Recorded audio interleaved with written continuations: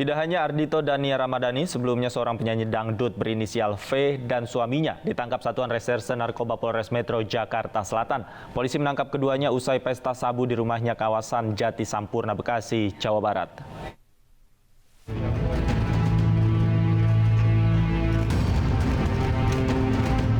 Satres Narkoba Polres Jakarta Selatan menangkap pedangdut V bersama suaminya B yang terbukti mengkonsumsi narkoba jenis sabu di rumahnya di kawasan Jati Sampurna, Kota Bekasi, Jawa Barat. Diketahui penangkapan bermula dari laporan masyarakat yang curiga atas kedua tersangka yang kerap mengkonsumsi narkoba di rumahnya. Dalam penangkapan, polisi menyita sabu seberat 0,08 gram beserta alat isap dan juga ponsel. Saat dilakukan tes urin, keduanya pun positif menggunakan sabu yang juga diakui dalam pemeriksaan. V berdalih pemakaian sabu untuk menghilangkan trauma atas tindak kekerasan mantan suaminya. Pengungkapan ini bisa diungkap tentunya yang pertama laporan masyarakat, kemudian pengembangan yang dilakukan oleh para penyidik di lapangan, ditemukan adanya pemesanan narkotika jenis sabu oleh saudari VC saudari VC. Kemudian setelah memesan barang tersebut diambil oleh suaminya, itu BH. Adapun orang yang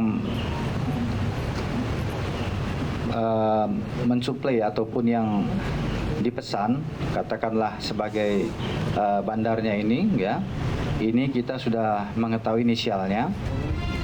Untuk mempertanggungjawabkan perbuatannya, keduanya dijerat dengan pasal 112 Jungto 127 tentang narkotika dan terancam hukuman kurungan selama 12 tahun penjara.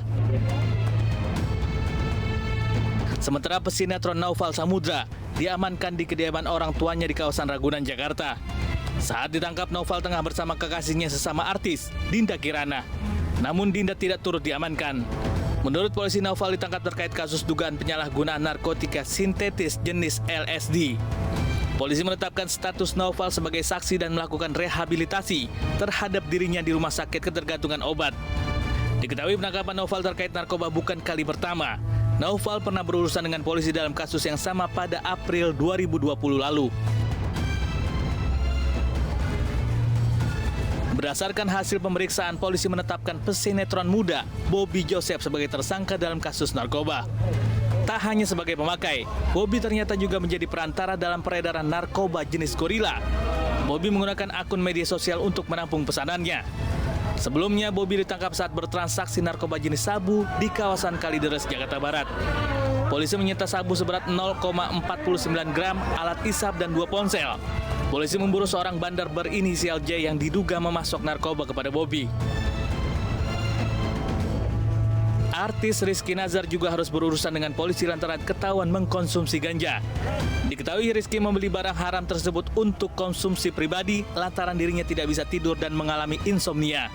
Polisi pun telah menetapkan Rizky sebagai tersangka dalam kasus penyalahgunaan narkoba.